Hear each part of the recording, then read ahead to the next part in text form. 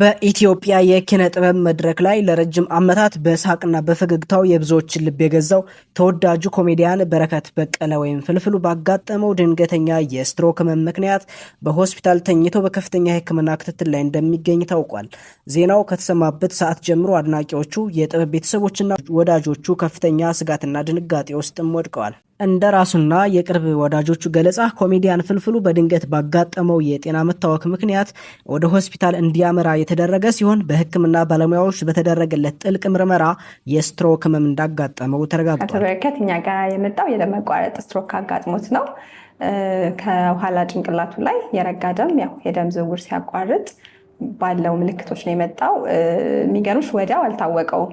አይ ቲንክ ማቅለሽለሽ፣ ማዞር ምናምን ነበረ። ግልጽ ያልሆኑ ምልክቶች ብዙም ፒክ አላደረገውም። ስለዚህ ዛሬ ሲመጣ እንግዲህ 3ኛ ቀን አሳልፎ ነው የመጣው። ወዲያው አልመጣም።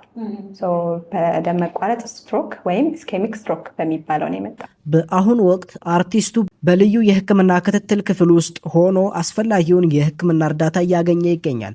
የሕክምና ባለሙያዎቹ ህመሙ በአርቲስቱ የሰውነት ክፍሎችና ንግግር ላይ ሊያመጣ የሚችለውን ተጽዕኖ ለመቀነስ ከፍተኛ ጥረት እያደረጉ መሆኑም ተገልጿል። ስትሮክ አደገኛ ከሚባሉ የጤና እክሎች አንዱ ሲሆን ወደ አእምሮ የሚሄደው የደም ዝውውር ሲቋረጥ ወይም በአእምሮ ውስጥ የደም ዝውውር ሲፈነዳ የሚከሰት ነው። ይህም የሚከተሉትን ችግሮች ሊያስከትል ይችላል። በተለይም የአንድ ወገን እጅ፣ እግር ወይም የፊት ገጽታ ላይ የመደንዘዝ ወይም የመዛል ስሜት፣ ቃላትን በግልጽ ለመናገር ወይም ሌሎች የሚናገሩትን ለመረዳት መቸገር፣ ሚዛን መጠበቅ አለመቻልና ከፍተኛ የሆነ የራስ ማዞርና የመራመድ ችግር ያስከትላል።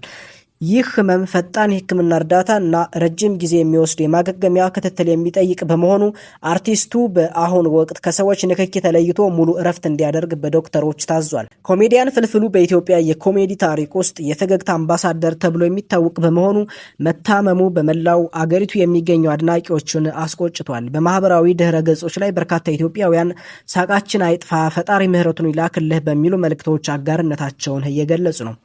አንድ የቅርብ የሙያ ጓደኛው በሰጠው አስተያየት ፍልፍሉ ለኢትዮጵያ ሕዝብ መድኃኒት ነው። እሱ በህመም አልጋ ላይ ማየት ልብ ይሰብራል። ነገር ግን እሱ ጠንካራ ሰው ነው። በፈጣሪ እርዳታና በዶክተሮች ክትትል በቅርቡ ተመልሶ እንደሚያስቀን ሙሉ እምነት አለኝም ብሏል። የሕክምና ቡድኑ በሚቀጥሉት ጥቂት ቀናት ውስጥ የአርቲስቱን የመሻሻል ሁኔታ በዝርዝር እንደሚገመግሙ ይጠበቃል። ስትሮክ ጥንቃቄ የተሞላበት የሕክምና ሂደት የሚፈልግ በመሆኑ አርቲስቱ ለተወሰነ ጊዜ ከስራ ገበታው ርቆ በሕክምና ጥላ ስር እንደሚቆይ ተነግሯል። ቤተሰቦቹም አድናቂዎቹም አርቲስቱን በጸሎት እንዲያስቡትና የተሳሳቱ መረጃዎችም ከማሰራጨት እንዲቆጠቡ መልእክታቸውን አስተላልፈዋል። በድንገተኛ ህመሙ የተደናገጡት ጓደኞቹ ዘመኑን ሙሉ በሳቅ የኖረው ፍልፍሉ ተሽሎት እንደሚመጣ ያላቸውን ተስፋ በመግለጽ በቶሎ እንደሚሻለውም ተመኝተዋል። በቀረጻ ላይ እያለ ድንገት ነበር ህመሙ የጀመረው። እሱ በዚያ ሆኖ በአንደበቱ ቀልድ አይነጥፍም። ካልጋው በግፊያም ቢሆን እነሳለሁ ሲል ሊጠይቁት የሄዱትን የስራ ባልደረቦችንም ፈገጋስ ብሏል። ዜናው ግን ለብዙሃኑ አሳዛኝ ነው። በየአባይ ቲቪ የፋሲካ በዓል ልዩ ዝግጅት በላንጋኖ ሐይቅ ዳርቻ እያቀረቡ ባለበት ወቅት ነበር ለሁላችንም ያልታሰበና አሳዛኝ ድንገተኛ ህመም ያጋጠመው። ለተመልካች ያለውን ፍቅርና ክብር ወደር የሌለው ፍልፍሉ መታመሙን እያወቀና አልጋ ላይ ሆኖም ህዝቤን አላሳዝንም፣ በዓል መቅረት የለበትም ብሎ ነበር ወኔውን ሰብስቦ ወደ ቀረጻው የመጣው። ነገር ግን ህመሙ ከአቅም በላይ ሲሆንበትና መቋቋም ሲያቅተው ቀረጻውን አቋርጦ በቀጥታ ወደ ሆስፒታል ለማምራት ተገዷል በማለት ጓደኞቹ ተናግረዋል።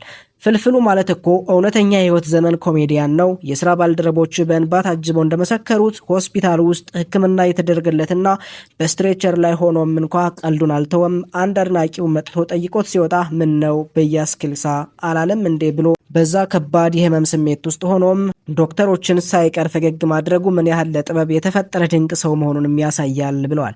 ለስራ ባልደረቦቹ እንደ አባትና ትልቅ ወንድም የሆነው ይህ የዋህ የጥበብ ሰው ሲጎድል የፋሲካ በዓል ድምቀት ለነሱ ሆነ ለኛ ባዶ ሆኗልም ሲሉ አክሏል። የኢትዮጵያ ህዝብ ጸሎት ትልቅ አቅም አለው። ሁላችሁም በያለንበት እምነት ፈጣሪ ፈዋሽ እጁን ዘርግቶ ምህረቱን እንዲለክለት በቶሎ አገግሞ ወደምንወደው ሳቁና ጨዋታው እንዲመለስ በአንድ ልብ እንጸልይለትም ብለዋል። ኮሜዲያኑ ከህመሙ ጋር በተያያዘ በሰጠው ቃለ መጠይቅ በአሁኑ ወቅት የመቀመጥና የመቆም ችግር እንዳጋጠመውና በሰውነቱ ላይ የመዛነፍ ስሜት እንደሚሰማው ገልጿል። ብድግ ስል ወደ አንድ ጎን የማደላው ወዴት እንደሚሄድ አላውቅም ሲል የገጠመውን የጤና እክል አስረድቷል። ኮሜዲያን ፍልፍሉ በአሁኑ ወቅት መራመድ ባይችልም በለመደው የቀልድና የጨዋታ ለዛው ዙሪያውን ያሉ ሰዎችን የሕክምና ባለሙያዎችን እያዝናና ይገኛል። ስለ ጤና ሁኔታው ሲያስረዳም እግዚአብሔር ይመስገን ጠንክሬን ያለሁት በራሴ ግፊት እነሳለሁ ማለት ተስፋውን ገልጿል።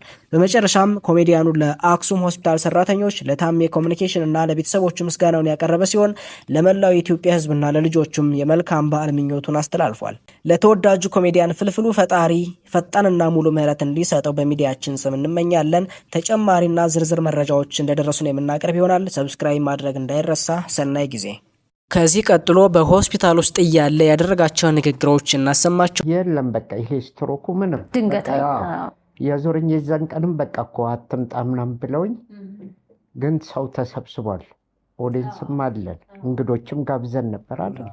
የበዓል ስራ ነው። እሱን እንትን ብዬ ከምመለስ ብዬ መጣሁኝ። ብቻ ያው እንደምታዩ ነው የሆነው።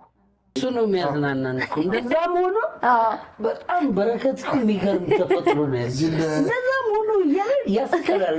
እንዲሆኑ አሁንም እዚህ እያለ ሌላ ቦታ እኮ ሄጄ ነው እንዳደ ከዛ ምንድን ነው ምናምን ስል በሲዲ እኮ ሰጥተውኝ ነው ያንን ሁላ ብር አልበም ያወጣሁት። አልበም እንትኑን እኮ በሲዲ ነው ውጤቱን ሽታውን መልሱ።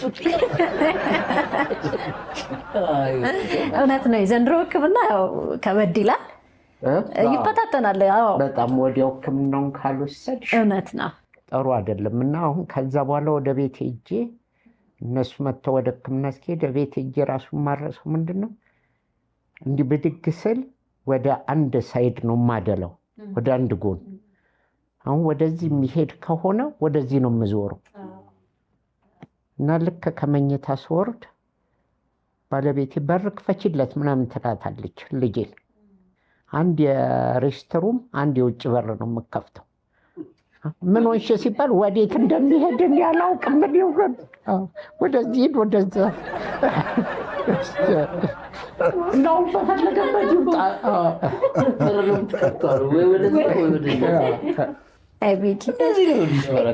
የምጣው ሰው ሁሉ እንደዚህ እያለን ነበረ። ለውጥ እያየህ ነው? ሕክምናው እንዴት እየሄደ ነው? እግዚአብሔር ይመስገን ከበፊቱ ጥሩ ለውጥ አለ።